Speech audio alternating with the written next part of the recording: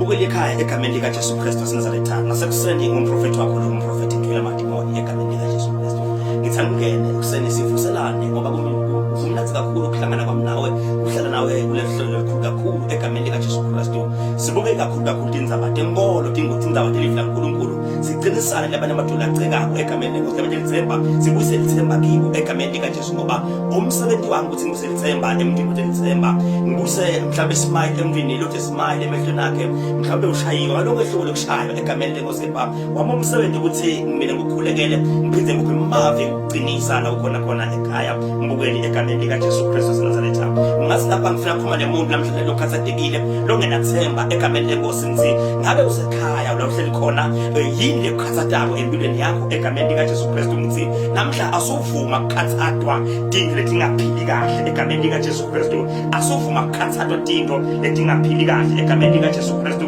la ukhona ekhaya ngithi angikhulume nawe nalamuhla ngithi ngabe yini lekhathathako la ukhona egameni lika Jesu Kristu waseNazaretha ngibukele ekhaya ngithi kunetinto ufuna ukuthi dingasikhathathi njengemakholwa ngoba mawukholwa uyakuthemba lokho ukuthi nometha simo sinjani egameni lenkosi kepha uNkulunkulu unawe egameni lenkosi athi umbhali wa 1 Peter chapter number 5 verses number 7 athi ungakhathatheki ngalutho lahlela kuye konke uNkulunkulu ngoba yena uyakukhathalela egameni lika Jesu Kristu yembukele ekhaya la ukhona ngisakhulume nawe kulesimo sakho lokiso lesikhathathako manje egameni lenkosi ngabe mhlawumbe i-anxiety ngabe i-depression ngabe into athi hambi kahle akulungile lutho ngabe uyispirit stagnation empilweni yakho ngabe mhlawumbe sebakutshela ukuthi wena wathakatwa wavalwa kwendiwana empilweni yakho ngithamla ngikhulume nawe khana khona ngithi ukhathathwa yini asovuma ukuthi into zethethe emhlaba tikhathathe egameni lika Jesu lo mbhalo lapha wase wa 1 Peter usitshela amagama uyasikhomanda usinika i-order uthi njengemakholwa masingakhathatheki egameni lenkosi uthi lo mbhalo lapha enkosi yami uthi masingakhathatheki uthi asilahlele usimakathe konke usitshela amagama lamnanzi lapha lathi simakathe uyasikhathalela awuve kumnanzi ngibukele ekhaya kwathi ukuthi kunemuntu lokukhathalelayo egameni lenkosi awuve kumnanzi ukuthi uthulele wathi kunemuntu lokukhathalelayo egameni lenkosi ngoba naphakathi inkinga entakho la uba khona uyahlale ukhululekile ukuthi nometha inkinga athi khona kepha ukhona umuntu lokukhathalelayo egameni lika Jesu Kristu noma simo singahambi kahle kwesikhashana kepha uyayiwadi uhlele uthembe lokuthi uNkulunkulu uyangikhathalela egameni lenkosi noma namhla ungakhala kepha uhlala nje wethemba lokuthi noma ngikhala ngeke kubhenza namhlanje ngabe ndikathi kepha ngiyade ukuthi simakathe uyangikhathalela mbuke lapha ekhala khona ngithi ingabe ukhathathwa yini egameni lenkosi mhlawumbe so uyagula iminyaka solo uyagula solo awuphili egameni lenkosi usesibhedlela ungathi ngikhuluma nawe lapho embhedzeni loshisako embhedzeni lothihlumu egameni lenkosi ngithi mawusukhathatheka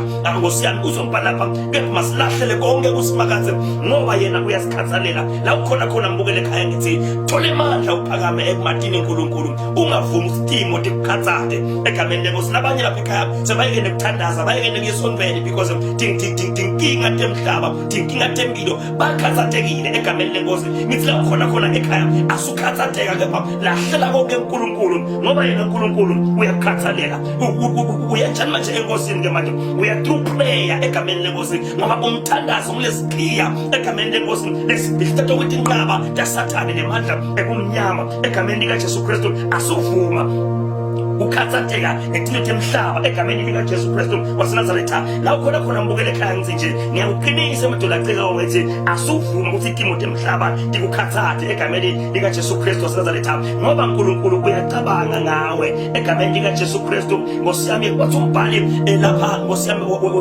waseFilipi chapter number 4 uthi verse number 4 uthi thokotani enkosini njalo ngiyaphinza ngithi thokotani egameni lika Jesu Kristu noma tinto tikhona tenteka egameni lenkosi noma simo singahambi kahle kepha lo mbhalo waseFilipi uthi masithokote enkosini ngoba uNkulunkulu la lasithola khona emandla khona khona ithemba libuya khona egameni lika Jesu Kristu waqala wathandaza wamethemba uNkulunkulu ukuthi lesimo lesimbi kwami utashintsha uNkulunkulu neBhayibheli lapha lithi utabe uyasishintsha uNkulunkulu asithokoteni tinisizithi khona kepha masithokoteni egameni lika Jesu Kristu asufumane semadimoni ahlekise ngathi asisuze uNkulunkulu egameni lika Jesu Kristu waseNazaretha ngithila mhlalo khona mbukele ekhaya verse 5 uthi kubeketela kwenu ngebumnene akwatiwe bantu bonke inkosi isedude ningakhathateki ngalutho kepha konke ticelo tenu atatiwe nguNkulunkulu nekukhuleka nekumusa kanye nekubonga egameni likaJesu Kristu. Usombhali ningakhathateki ngalutho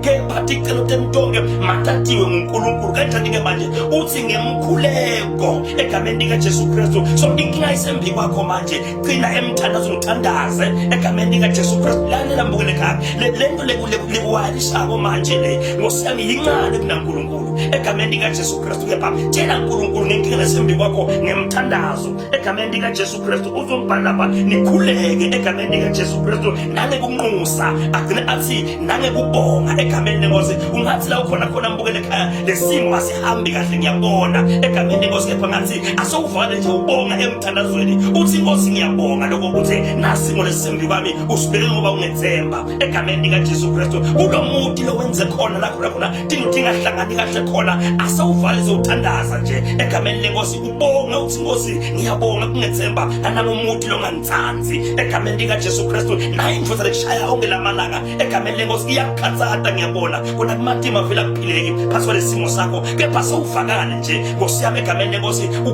usekhathatheka kwakho ukubeke lapha ekutheni uvakale ubonga nje uthi ngiyabonga Nkosi ukuthi le ndvodza longiphe yona ngiyo le egameni lenkosi. Ngiyati ukuthi uNkulunkulu unemandla kuyishintsha le ndvodza le egameni likaJesu Kristu. Kulo msebenzi lokungasebenzeki khona Nkosi yami bayahlubeta kuyabhetha ukuxabana nekuchitha nekuyekela egameni lenkosi. Asovakale ubonga nje uzombhala ningakhathateki ngalutho kepha ticelo tentonke atatiwe nguNkulunkulu. Banganisa bathatha inkinga takho kepha uNkulunkulu akathathi tihlobo tiyati ngenkinga yakho kepha uNkulunkulu akathathi. Nkosi yami namaketela wakho uyati ngetinkinga takho kepha uNkulunkulu akathakati. Uzombhala ningakhathateki ngalutho egameni likaJesu Kristu lokwenteka emhlabeni kepha uthi kepha ticelo tenu matatiwe ngubani nguNkulunkulu ngekuthandaza egameni likaJesu Kristu. Ngathi namhlanje sidinga abantu labatawurayisa bathi ngeke ngehlulwe ngisathane, ngeke ngehlulwe ngamadimoni, ngeke ngehlulwe tithatami, ngeke ngehlulwe sitha egameni lenkosi. Kepha ngiyavuka phasi ngiyathandaza la ukhona khona ekhaya emadolo ayaqeke mandaphelile ngithi vuka uthandaze egameni likaJesu Kristu. Uthi tonke ticelo tenu matatiwe nguNkulunkulu ngemthandazo nangekubonga. Mbukele ekhaya kude lokubonga kahle kahle ngoba dimoni sisimo asihambi kahle siyabhetha. Kepha sineba kamoya sibona indlela lapho ingekho khona. Sineba kamoya sibona indlela ivulekile la khona ivaleke khona. Sineba kamoya Nkosi yami sibona thina lokuhle kodwana la kubhetha khona egameni likaJesu Kristu. Ngoba iBhayibheli lithi we are not going by sight but we are going by faith egameni likaJesu Kristu. When you going by faith you're not going by what you see egameni lenkosi. Uyavuma lokho ukuthi lesimo sembi wakho kepha lesimo lesi awusivumeli ukuthi senteke siphathe impilo yakho. Yembukele ekhaya lokugula lokho lokuphethe manje asikuzukhathanda asuvuma ukuthi ukwehlulekisa asuvuma ukuthi ukukhalise kuphilise impilo yesihogo usemhlabeni egameni likaJesu Kristu. Ugula uyagula usesibhedlela kepha vakala udumisa uthi I glorify your God because you are God. Uthi umphekuphila namhlanje ngiyaphila nje to ngiyagula kepha uyamglorify uyamphakamisa ubonge lento ingahambi kahle ubonge ukuthi awusebenzi uthi uNkulunkulu ngiyabonga lokho ukuthi angisebenzi kepha ngiyathi ukuthi ungethembile endesimo lesembi kwami ungasishintsha wena. Lalela kutshela indzaba mbukele ekhaya kude simo lesimehlula ngoNkulunkulu. Angiphindze ngisho ngithi kude lokumehlula ngoNkulunkulu. No situation is impossible for God egameni likaJesu Kristu. Nalesimo sakho lokungathi sesimatima kakhulu mhlambe sohambe tinyanga uhambe tibhedlela uhambe bathaka abaprofeti bemanga wahamba yonke indzawo ufuna isolution yalesimo sakho esikhathatha manje nzi awumusukhathatheka egameni likaJesu Kristu. Asombhala 1 Peter 5 verse number 7 uthi Nkosi yami lahlelani kuye uNkulunkulu konke ngoba yena uyanikhathalela. Angikutshele ngithi lesimo sikhona kepha uNkulunkulu uyakhathalela. Ngiyabona ukuthi akuhambeki emadola ayaqeka. Ngiyabona ukuthi uyagula wele phasi kepha uNkulunkulu uyakukhathalela. Mbukele ekhaya ungesabi ungalahli ithemba. uNkulunkulu uyakukhathalela. Vuka uthandaze vuka umkhonde asambe esontweni. uNkulunkulu uyacabanga uyakukhathalela egameni likaJesu Kristu. Ungathi uNkulunkulu uthi evini lakhe encwadi kaJeremiya uthi ngiyawati emasuleni nawo ngani nemasu ondiphumelelisa hayi kunibulala. Lalela kutshela indzaba uNkulunkulu ngeke kubulale and you shall not die before time egameni likaJesu Kristu. You shall not die because kufuna abathakazi egameni lenkosi. Ngeke uhlupheke ngoba kufuna abathakazi labakuzondako nezihlobo takho ekusondako ngeke uhlale ungenzi ngoba ihlobo takho liyafuna egameni lenkosi angikutshelisa ukuthi uNkulunkulu uyakukhathalela unemasu lamahle ngempilo yakho la ukhona khona mbukele ekhaya ngithi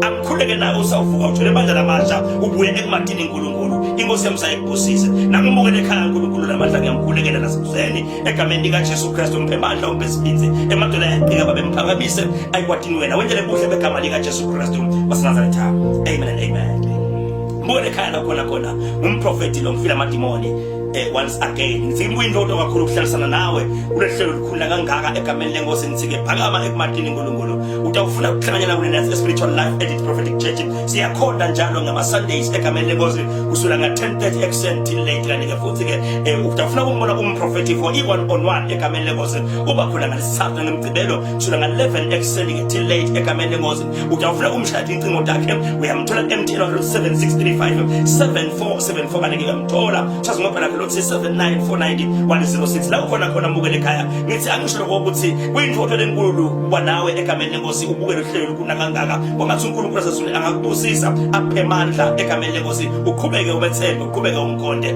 prophetic blessings lakhula amademoni ukuthanda sakufa ekhaya khona ngithi may God bless you ekhaya amen.